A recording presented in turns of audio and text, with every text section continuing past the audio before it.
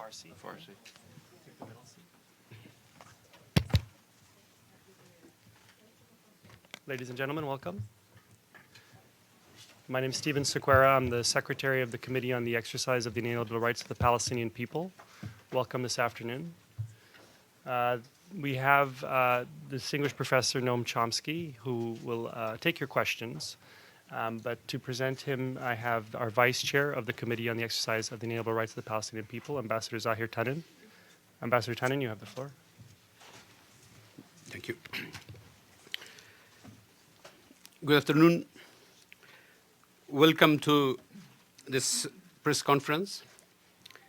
The Committee on the Exercise of the Inalienable Rights of the Palestinian People is honored to host, within the framework of the International Year of Solidarity with the Palestinian people, such an important event as today's, with exceptional guests.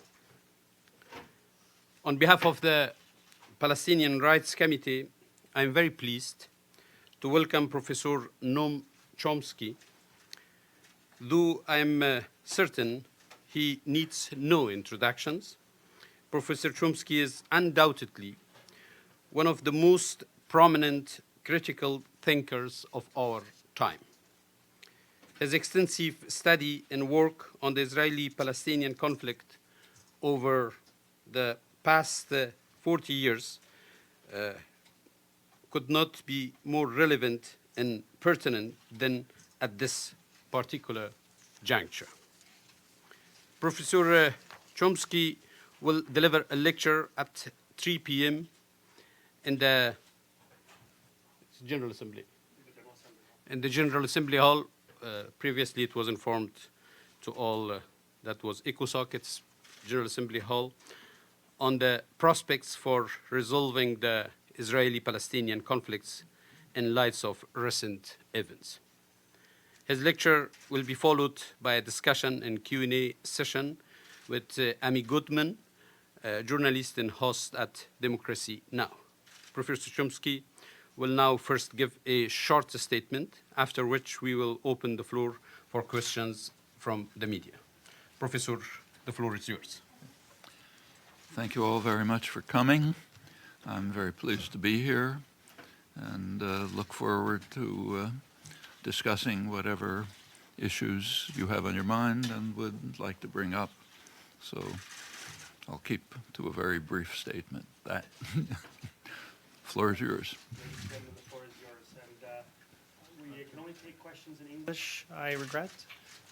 So please keep your questions brief and to the point, and he'll answer them one by one. Please, go ahead. Professor Chomsky, on behalf of the UN Correspondents Association, you're welcome and thank you for being here. The Palestinian leadership is calling now on the Security Council to adopt a resolution to end the occupation within a 2 years time frame. Do you think that the Security Council should take such action? Thank you. I think the Security Council should take that action and indeed stronger actions, but as I needn't tell you, the Security Council can only act insofar as the great powers permit, and in this case that means insofar as the United States permits. And my suspicion is that the U.S. delegation will seek ways to block any such resolution, though I think it's certainly appropriate, the resolution, that is. Mm-hmm. Please.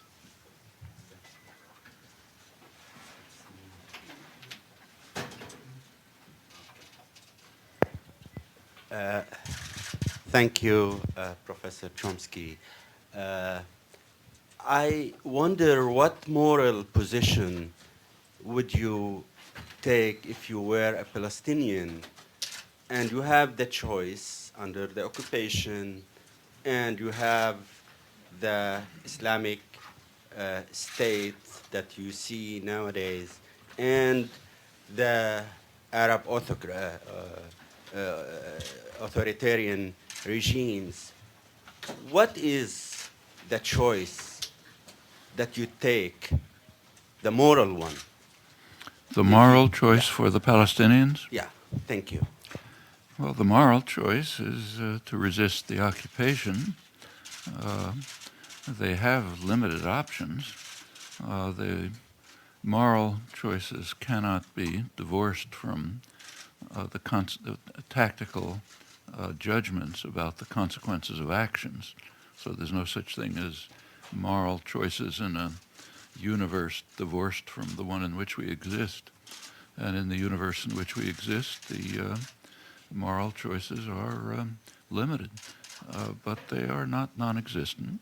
Actually, I've had various involvements with the Palestinian leadership for maybe 45 years, and I think initially through my friend Edward Said, a close friend, arranged meetings. We had discussions, and my feeling all along is that the primary focus of the Palestinian leadership should be, or at least a primary focus, to address the American population, as I think there will be no significant progress in this conflict until pressure from the American population induces the government to take a different stance. And every third world nationalist movement, Vietnamese, Nicaraguan, Timorese, whatever it was, have all understood the significance of developing solidarity and support among the American population to the extent that they can influence modification of policy. And I think that's a crucial direction that the Palestinian efforts should be directed to, quite apart from actions in the international arena. So, for example, yesterday's vote in the British Parliament is an illustration of the kind of step that can be taken that can add to the growing effort to pressure the influential states in the world. Unfortunately, it's not an egalitarian world. The ones who have more influence to use that influence to advance settlement of the conflict, which is within reach, and we pretty well know what it is. Gentleman in the second row. Back, please. Yes.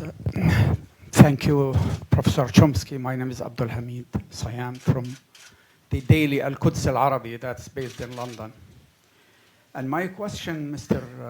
Chomsky, is the two-state solution still viable? Do you believe that there is any chance left for a second state in the West Bank, East Jerusalem and Gaza, that is viable, independent, sovereign, contiguous, and independent? Truly, is there a chance?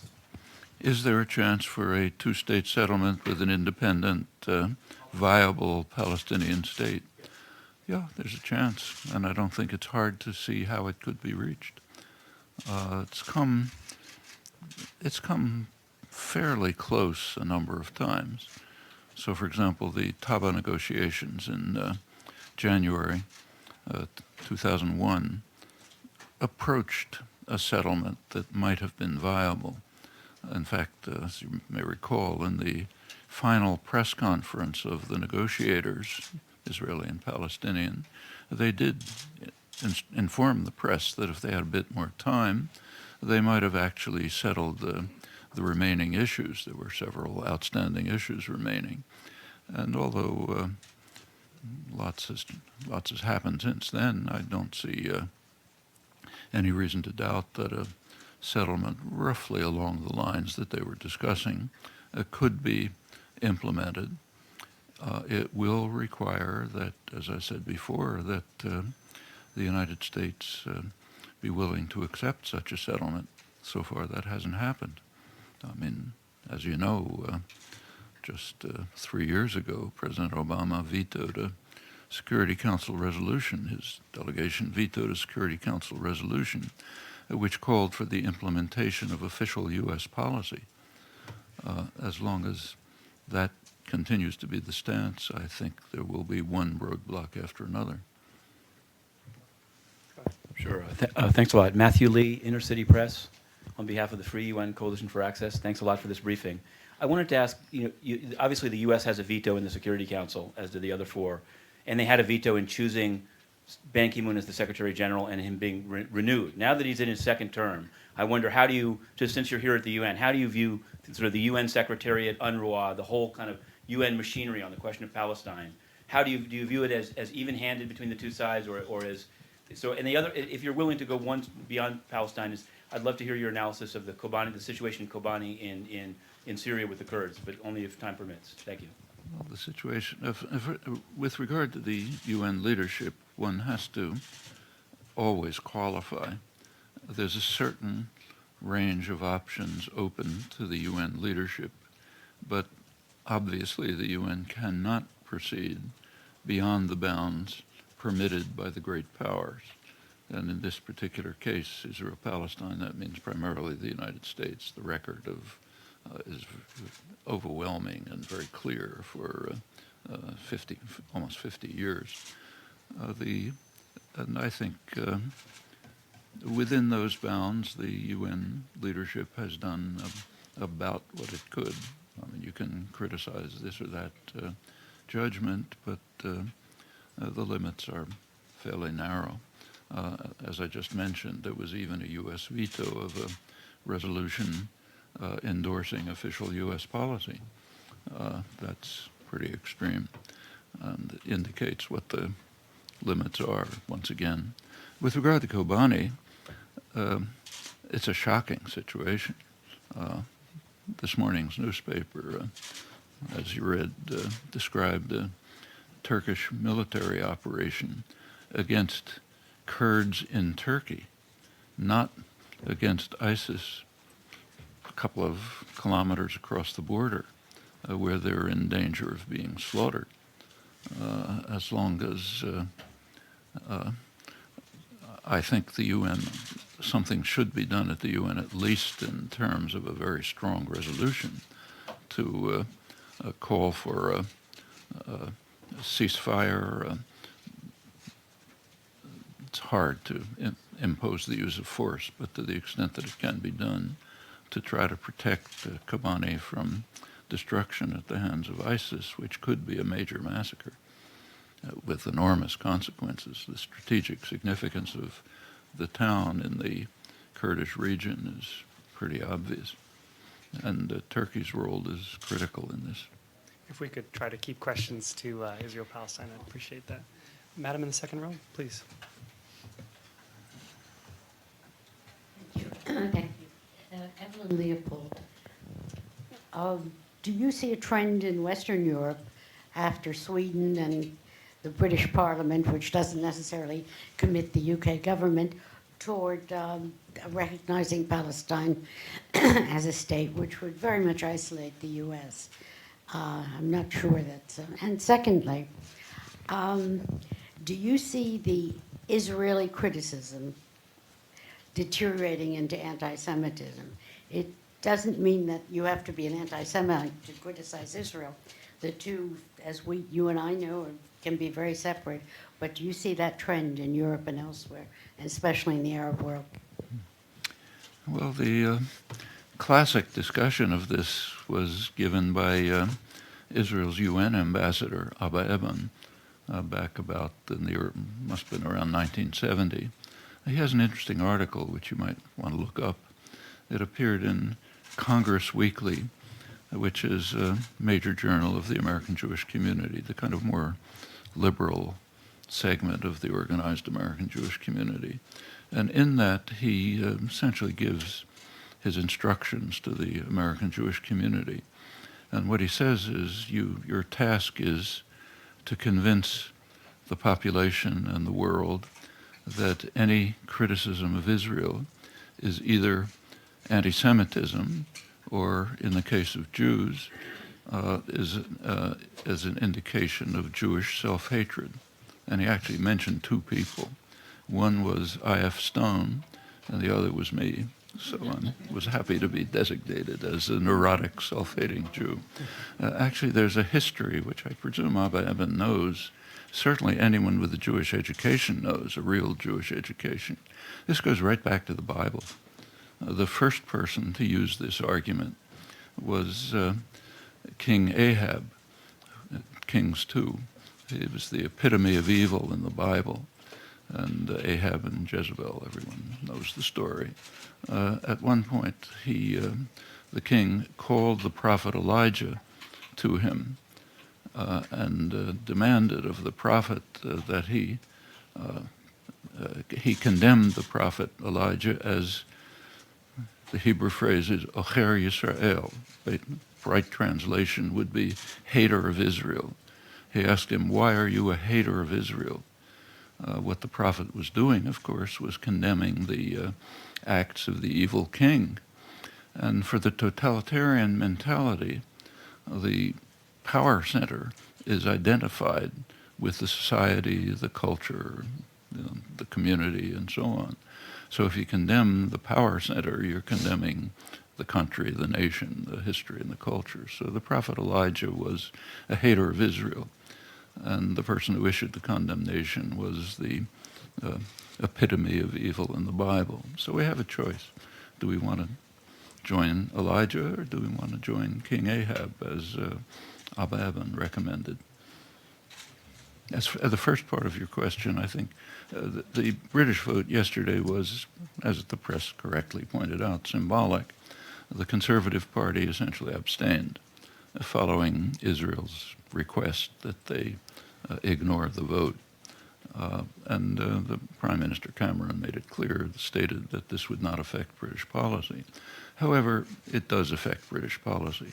It's another indication of the way the populations in Europe, and also in the United States to an extent, not as far, but it's moving in that direction, are want to distance themselves from the actions that Israel is taking, which are very explicitly criminal actions. There's no question about it.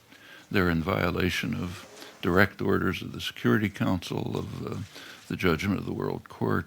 There's no higher authorities. They want to distance themselves from those actions, both their criminality and their brutality. And every society, in particular somewhat more democratic ones like Britain and the United States, sooner or later the attitudes of the population they may not, but they can influence the direction of policy if there's effort and engagement in that direction. And what we saw in the case of Sweden explicitly, and now tentatively in England, and there was a comment by the French foreign minister that they might be contemplating something like that in the future. I think that's a direction in which things are going to go. As you know, there are already, I think, over 130 countries that do recognize Palestine. Sweden is the first one in Europe, and there will be great efforts to prevent this on the part of the United States and its close allies. If you look over the international scene, the strongest support for Israeli policies has been what's called the Anglosphere, the offshoots of Britain, the United States, Canada, Australia. And I think that's where the resistance will remain, but they can't divorce themselves from the world. If there's more moves in this direction in Europe, it will strengthen efforts in the United States to pressure the U.S. government to join the world on this issue, and that can have an impact. Can I ask everybody to silence their phones, please? Can we have the gentleman? Nizar Aboud of Al Mayadeen Television in Beirut. I'm from Al Mayadeen Television in Beirut. Mr. Chomsky, you said a few years ago that democracy is forbidden in the Middle East, and it's forbidden by the United States. This was your statement in 2011. Do you still believe like that? And how do you envisage the future of the area after the emergence of ISIS, ISIL, al-Nusra, and their affiliates? Well, we have a good indication of what the U.S. attitude is towards democracy. many examples. So, for example, there was the most dramatic is the one truly free election that took place in the Arab world. There are elections, but they're always constrained in one or another way. There was a very free election, carefully monitored, declared to be free and fair, in January 2006 in Palestine. How did the U.S. respond? By immediately moving to punish the Palestinians for voting the wrong way in a free election. The U.S. immediately began to organize a military coup to try to overthrow the government. It was preempted in 2007. That led to the takeover of Hamas in Gaza. That was the immediate reaction to the first free and open democratic election. It's not the only case. Free elections are, everyone calls for democracy. Stalin called for democracy. Everyone loves democracy, but only when it comes out the way we want it to. And that's demonstrated over and over. Don't want to say it's an iron law, but the tendency is overwhelming. The lady in the red, please.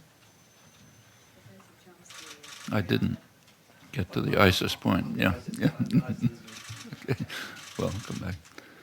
I think it's very hard to predict. ISIS is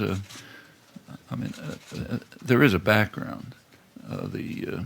Recently, Paul Pillar, one of CIA, long background in the CIA, mostly on the Middle East, leading specialist, stated the United States created ISIS.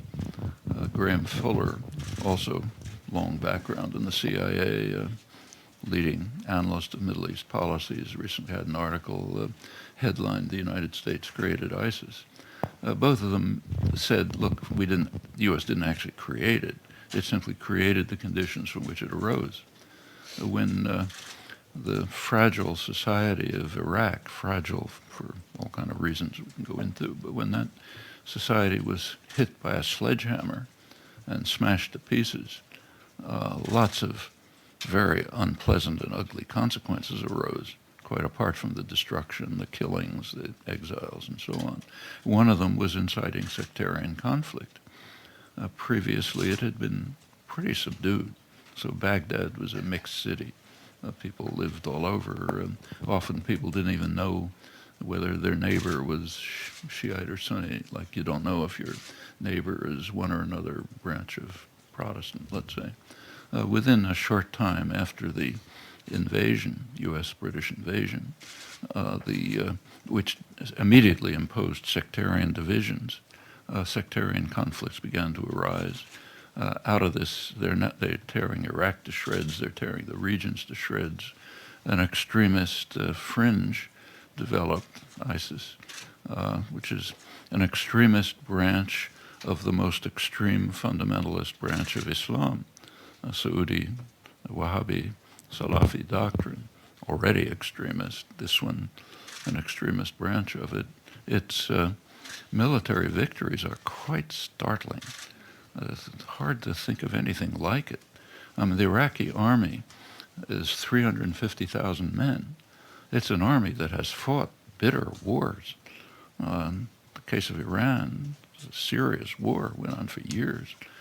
Well-trained army, willing to stand up for a nationalist struggle, heavily armed, trained by the United States for over a decade. As soon as a couple of thousand lightly armed jihadi appears, the generals ran away, and the soldiers had to flee after them. The whole army collapsed. That's a pretty unusual event in history. The Peshmerga, the Kurdish militia, was able partly to hold off ISIS, but apparently the main fighting, we don't have a lot of evidence, but it appears that the main fighting is probably being done by the PKK. The Kurdish, Turkish-based, actually based in northern Iraq, Mount Kandil, but Kurdish, Turkish background, Kurdish forces, the ones that Turkey attacked yesterday. Vice President, sorry, just for a quick follow-up. Vice President first accused the allies, the Gulf allies, of conniving with ISIS. That- The Vice President Biden, U.S. Vice President Joe Biden, he accused Vice President. the allies, yes. He Well- accused the allies of conniving or helping ISIS, and then he apologized. He didn't actually say they were allied with ISIS. He said what he said was accurate. He said they leave the border open. They leave leave the opportunity for ISIS to strengthen itself. He did say that, but Turkey says the same thing. We would like to virtually. give everybody a chance. What they say is they will not, they will not focus on ISIS unless it also strikes at their enemies. Their enemies are, first of all, the Assad regime, and secondly, the Kurdish, the PKK, and the linked Kurdish groups in Syria, which they don't want to expand and gain autonomy. I mean, Erdogan virtually says it directly. Biden almost didn't have to say it, and the actions demonstrate it. Once we give everybody a chance, we can have some time for follow-up. Go ahead, please. Professor Chomsky, it's very, very wonderful to have you here again. Do you see any connection between U.S. policy toward Palestine and U.S. policies elsewhere in the globe? Any similarity of interest or tendency? And you also said that the U.S. population would have to exert pressure on the government. But in one of your writings, you spoke of the media's acceptable spectrum of dissent. And since the media appears to be, the mainstream media, very largely in support of whatever the U.S. policy is, how would the information get to the American people so that they could have an impact on the government? Well, to begin with the second point, and remind me if I forget the first, because it's important. That's what you just described is true of every issue. It was true of the war in Vietnam. It was true of the Central American wars. It was true of South Africa. It was true of the Timorese struggle I was involved in for many years. You pick it, it's always the same. The media pretty much hew to the government's line, little pushing, stretching here and there, but it's pretty overwhelming. So take, say, Vietnam, which finally, ultimately became a major popular movement, which did influence policy. How did it begin? I can tell you I was involved. In the early 1960s, I started trying to give talks about Vietnam. Actually, I live in Boston, which is probably the most liberal city in the country. The universities, academics, professionals.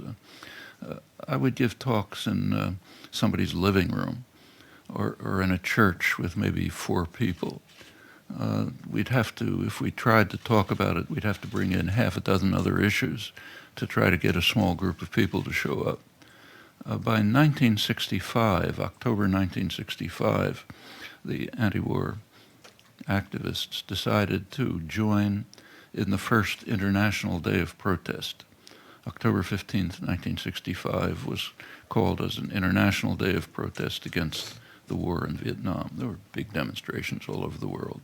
We decided to try to have a demonstration in Boston on the Boston Common. That's the standard place for public meetings and so on. It was broken up violently. I was supposed to be one of the speakers. Nobody could hear any of the speakers. The only reason we weren't killed was there were lots of state police around who didn't like what we were saying, but didn't want bloodshed on the Boston Common. You take a look at the Boston Globe the next day, the leading liberal newspaper in the country. Bitter denunciation of the demonstrators. How dare these unpatriotic demonstrators say, let's not bomb North Vietnam, and so on. Congress, the same. Liberal congressman, Mike Mansfield, others, same denunciations. The next International Day of Protest was in March 1966. We realized we couldn't have a public, open protest, so we organized it in a church. Church was attacked. Tin cans, tomatoes. And you have to remember what was happening then. In 1966, there were 250,000, almost 300,000 American troops in South Vietnam. South Vietnam had been practically destroyed by then, and the war was expanding to North Vietnam, and though it wasn't known then, into Cambodia and Laos. And at that point, it was still, it was almost impossible to have a public protest without violence. Well, a couple of years later, things have changed. And the same is true in every other issue. Actually, I testified at the United Nations on East Timor in 1978. The press wouldn't even come. They didn't want to hear about it. The U.S. was providing almost all of the arms to Indonesia for a huge massacre, virtually genocidal, but the press just wasn't interested. And who cares, you know? But finally it got out, you know, and there was significant pressure or something happened. It can be the same this way. On the first issue, U.S. policy is like that of every other great power. There are what are called national interests. They have nothing to do with the nation. They have to do with centers of power within the nation. So the national interest is not to protect the population. It's easy to demonstrate that. I won't go through the details. But policy is designed to protect and expand state power and the power of concentrated, the domestic concentration of powers in the United States. That's mostly the corporate sector, various sectors of it. And policy is designed for that end. Well, you look at the history of U.S.-Israel relations, and it conforms pretty well to that. In 1948, the Pentagon, the Joint Chiefs of Staff, military, were quite impressed by Israel's military victories. And they described Israel as potentially a significant U.S. base in the Middle East. In fact, they described Israel as the second largest military force after Turkey, NATO member, and a potential valued ally. Very significant to the most significant issue to the United States is the oil reserves of the region. They were regarded as a stupendous source of strategic power, greatest material prize in world history, mostly in Saudi Arabia, also in the Emirates. But a lot of documents have been released. Saudi Arabia made it pretty clear that they were not going to object to U.S. support for Israel. They had their own reasons, which we could go into. And so it continued. I mean, it was not a very intimate relationship, and there were conflicts, like in '56. But in 1958, when there was a real problem for the U.S. and Britain in the Middle East, what happened is that in Iraq, the British-run government was overthrown by a military coup. That was the first break in the Anglo-American condominium over Middle East oil, and that was taken very seriously. The U.S. sent troops to Lebanon. They were apparently armed with nuclear weapons. The British sent troops to Jordan. It was quite a major reaction to that. Israel was the only state that cooperated with the United States. You look at the internal U.S. records, which are declassified. They recognized that Israel was the one cooperative state. In fact, the CIA came out with an analysis in '58 saying that support for Israel is a logical corollary of our opposition to what they call radical Arab nationalism. Radical means independent. That was the real enemy. By then it was Nasser's Egypt. 1967, it was a major change. Israel performed a huge service to the United States, enormous, and U.S. policy toward Israel totally changed and reached pretty much its present state. What happened, if you look back, was there was a major conflict between two forces in the Arab world, radical Islamic fundamentalism based in Saudi Arabia and secular nationalism based in Egypt. During Britain's dominance of the region, it had generally supported radical Islamic fundamentalism, and the U.S. took that over for good reasons. The real enemy is secular nationalism. They don't mind radical fundamentalism. There was a war going on in Yemen between Saudi Arabia and Egypt. Israel pretty much smashed secular nationalism. It was a tremendous gift both to Saudi Arabia and to the United States. And it solidified a relationship that was already reasonably friendly, and created essentially the current situation. There's no time to run through the rest of the record, but it's essentially like that. Actually, we saw an interesting illustration of it just a couple of weeks ago.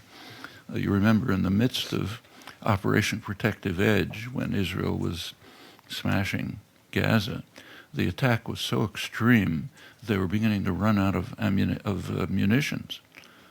It's a very heavily armed country. So they appealed to the United States for more munitions. And munitions were, in fact, transferred to Israel by the Pentagon in the middle of the fighting. They were transferred from stocks that the United States pre-positions in Israel for use by U.S. forces. That's one of innumerable indications of the nature of the alliance. And there's much more like this. One of the most interesting leaks from WikiLeaks, which didn't get the attention it should have, was a list of highly significant strategic locations, so significant for the U.S. that we have to protect them at all costs. One of them was right outside Haifa, Rafael Military Industries, which is a major advanced military industrial installation, one of the places where they pioneered drone technology, for example, so closely linked to the United States that Rafael actually transferred its business operations to Washington, where the money is. Very tight linkages. Same with capital flows and many other things. So the United States is pursuing the interest you'd expect of a great power. On the other hand, what do the Palestinians offer the United States? They're weak. They're powerless. They have no wealth.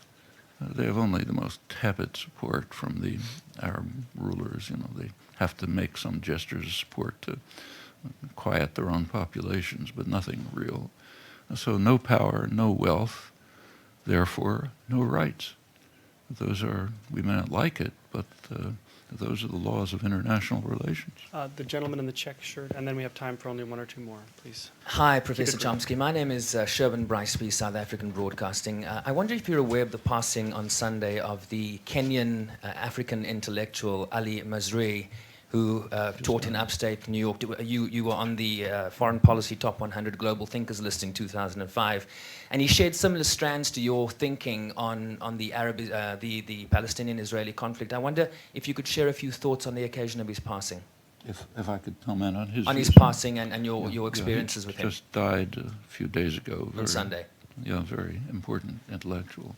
I mean, I would like to answer your question, but before doing it, I would want to look back and read carefully, because it's memories. I don't like to talk about them. But he wrote very influential and important work on this and other issues, anti-colonial issues. Please, ma'am, in the green. Hi, my name is Ibtisam Azam. I'm from Al Arabi Al Jadid newspaper. My question is regarding BDS and your position on BDS, and especially in America, and the fact that they're talking about mainly about institutions and cultural and academic boycott. Thank you. Well, BDS is it's not a principle, it's a tactic. It's a collection of tactics. Anyone who's involved in any form of activism, it is second nature to ask a simple question about tactics. Are they going to work? That's the question you ask about tactics. What are you trying to achieve, and is a particular choice of tactics likely to succeed? Or is a choice of tactics likely to backfire? Which can happen. So, for example, take Vietnam again. At the peak of popular opposition, around 1970, a lot of young people in the United States were so angry and desperate that they wanted to do something really extreme, and not just try to carry out educational programs or influence Congress or support resistance or whatever, but to march down Main Street and to smash up banks with their men. That was a tactic. The Vietnamese were strongly opposed to it because they could understand something. That tactic is going to alienate the population and is going to lead to increasing support for violence and terror. So that's the wrong tactic. You can understand the motivation, but that doesn't make it the right tactic. And that's general. The BDS movement, unfortunately, has failed to understand this lesson adequately. Other movements have. These are sensible tactics if they are selected in such a way as to have a positive effect, not a negative effect. Now, first of all, it's not BDS, it's BD. Sanctions come from states, and we have not reached the point in Palestinian solidarity where states are taking actions. The one major exception to this, and it's an important one, partial exception, is the European Union directive to break relations with institutions involved in the occupied territories. That's significant if implemented. The Presbyterian Church in the United States took a similar resolution, that's boycott and divestment, and crucially it was aimed also at U.S. multinationals that are involved in the occupation, and that's significant. Where BD-type actions are taken to make life uncomfortable for Israelis, they may have some value, but it's not really where the core of the problem lies. They have to change U.S. policy. And it's possible, and if you look at you take a look at the BD, incidentally, these actions were going on before the BDS movement was formed. So these are tactics that many of us have been using for years. The BDS movement itself has three principles. They vary a little in formulation, but basically a sanction and boycott BDS actions against Israel as long as it maintains the control of the occupied territories. That's the first. The second is as long as there is discrimination against Palestinians within Israel. The third is until Israel allows the refugees to return. All right, now, if you're an activist, you ask yourself one question. Which of these tactics, what is the effect going to be of these tactics? And the answer is transparent. Transparent in advance, and it's transparent from looking at the record. Actions directed against the occupation have been successful. Effective, successful, also targeting European and U.S. institutions, understandable, and have the very positive effect of opening up discussion and debate in the Western countries so that people come to understand what they're involved in. All of that's important. You take a look at actions concerned with the refugees, zero effect. If anything's ever brought up, it usually has a negative effect because it leads to a backlash saying you're trying to destroy Israel. No groundwork has been laid for it. In the middle case, repression against Palestinians inside Israel, which does exist. I've been writing about it for years. It's serious. But it raises a question. Why not boycott the United States? Okay? Serious. You take a look at African American history in the United States. I won't go through it, but it's grotesque. 500 years, and there's maybe, since the first slaves came, and a couple of decades, literally, when there was a more or less opportunity for freedom, and this isn't one of them. It raises that question. Well, maybe there are answers to that question, but you have to lay the groundwork for it in educational and organizational activities, and that hasn't been done. The result is that actions of that kind have usually led to a backlash which is harmful to the Palestinians. These are the kinds of questions you have to ask about tactics all the time. As I said, it's second nature in activist groups. You don't just say, look, I like this, it makes me feel good. It's right in principle somehow. You have to ask, what's the impact on the victims? That's the question you constantly have to ask. And that should be the guiding principle. You can have debate and discussion about it, but that should be the guideline. Thank you, Professor. Okay, I think we just have time for one more question. I'm very sorry, but there will be a Q&A at the end of the other session. Please, in the check shirt. Sorry. The gentleman behind you. Thank you very much. I'm Christopher Ronenberg with the Norwegian newspaper Aftenposten. Thanks for taking my question. You were talking about why the U.S. Behaves the way it does towards Israel. Now that the U.S. is becoming more and more self-reliant on oil and other fossil fuels, how can that change the geopolitics of the region, and in particular the U.S. behavior towards Israel? I don't think it'll change it at all. Please give a chance to that lady. Sure, then please. two Please go ahead, questions. Okay. and then we'll wrap Okay, it I'll up. try to. Go ahead. Yeah.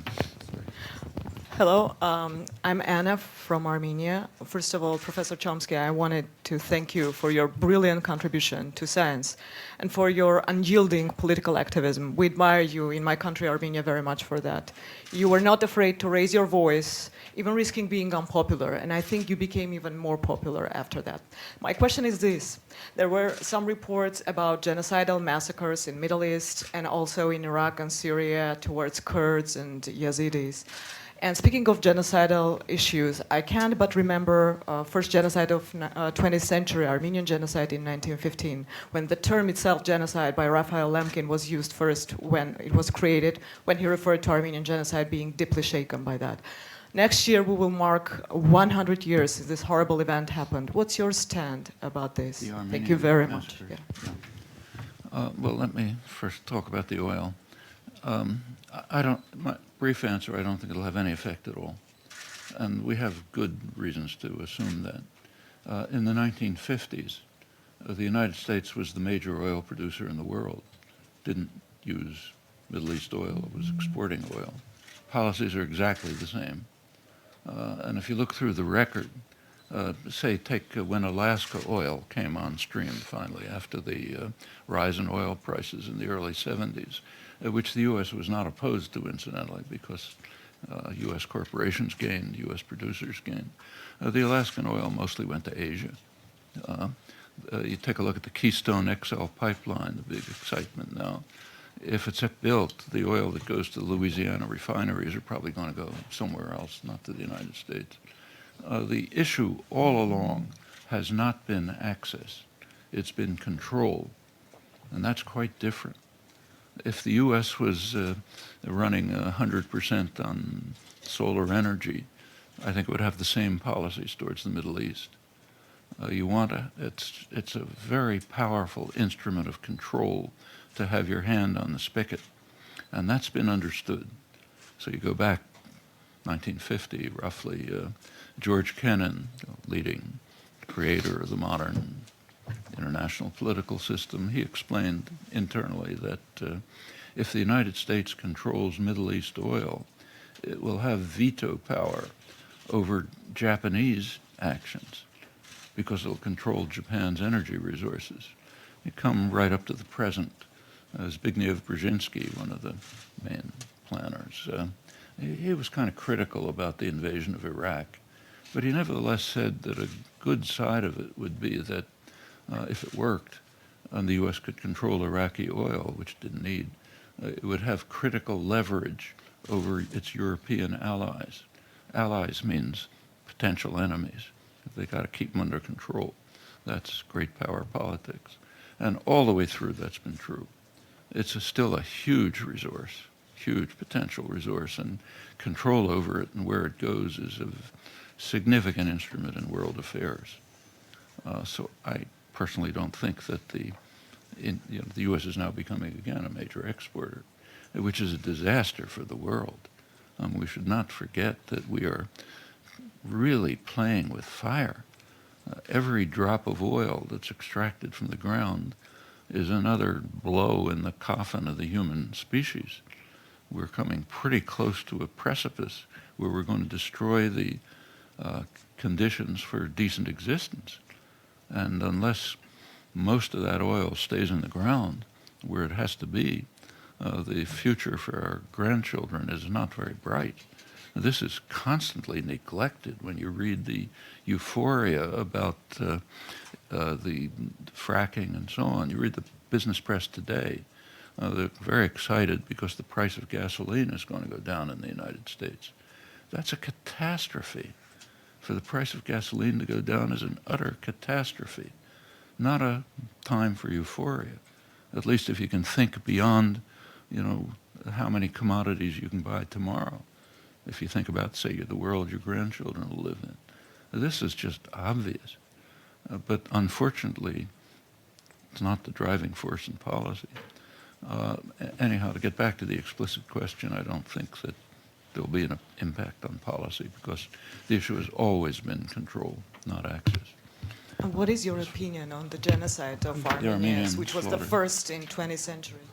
Well, actually, I was in Turkey about a year ago to give the memorial lecture for Hrant Dink, the Turkish Armenian journalist who exposed the Armenian massacres. And it's, I mean, it was a huge atrocity, no question about that. A very complex one. So the first time I was in Turkey, for example, was around 2000. And I was there to support Kurdish rights. I was there for a trial and so on. And among other things, I went to Diyarbakir, where the Kurds had just been subjected to really horrible atrocities in Turkey right through the 90s. It was awful. And this was kind of the tail end of it. And I was taken in Diyarbakir by Kurdish friends I asked to visit the Armenian quarter. Diyarbakir was the place where the final massacres took place, mostly by Kurds. And the internal psychological conflicts are hard to describe. They themselves were just barely emerging from major slaughters, incidentally backed by the United States, which provided about 80% of the arms. And here they were I was asking them to show me the remnants of a massacre in which they were among the major perpetrators, the final, almost, I hate to use the words, but almost a final solution for the Armenians in Turkey. Well, they took me. There was an old church, one church, falling apart, no roof, pieces, total wreck, but remnants of the building were there. I asked if anyone had collected the relics, and they were uncomfortable about it. They took me to a little store nearby, a small store, where there was an Armenian man, roughly my age, who had collected relics from the church. And that was about the remnants of the Armenian community in Diyarbakir. I mean, Which was Armenian Tigran Akert. I was there last year for the Hrant Dink lecture. Very substantial change. The church had been rebuilt, reconstituted. There's at the Hrant Dink Memorial, there were probably hundreds of thousands of people demonstrating, big march through Istanbul, supporting, bringing up the truth about the Armenian massacres. The police didn't interfere. It was too big a demonstration to interfere with. The final, it ended at the publishing house where Hrant Dink worked and where he was assassinated, and his widow was there, I was there, and there was a big crowd, talks and so on. It's an enormous change, and a positive one. So I think it was a terrible atrocity, but there's now the beginnings of coming to terms with it. It's not easy. Other countries have similar problems. I mentioned before that the support for Israel is primarily from the Anglosphere. Think about the Anglosphere for a minute. What makes those countries similar? The United States, Australia, and Canada. These are settler colonial societies. Societies where the English colonists came and virtually exterminated the indigenous population. All of them. Not everybody, but horrible atrocities. Have we come to terms with? Why might this be related to support for Israel? Well, I don't think it's hard to figure out, especially when you recognize that these are extremely religious societies with extreme fundamentalist religious elements which take a literalist interpretation of the Bible. You put all that together and it's a cultural fact over and above the geopolitical facts that lie behind this. Have these societies come to terms with their extermination of the indigenous population? It's a long time. It hasn't happened. Have they come to terms with the legacy of slavery, which is still alive, remember? You look at the number of black males in prison. That's the legacy of slavery, 500 years. Have they come to terms with it? No. Turkey is beginning to come to terms with a major crime. And I think that should be applauded and supported, but without taking a superior stance. There are very few countries that don't have something to look back on. Thank you very much, sir. On that, we do have the session in the General Assembly Hall. We'd like to invite you to the General Assembly. Thank you.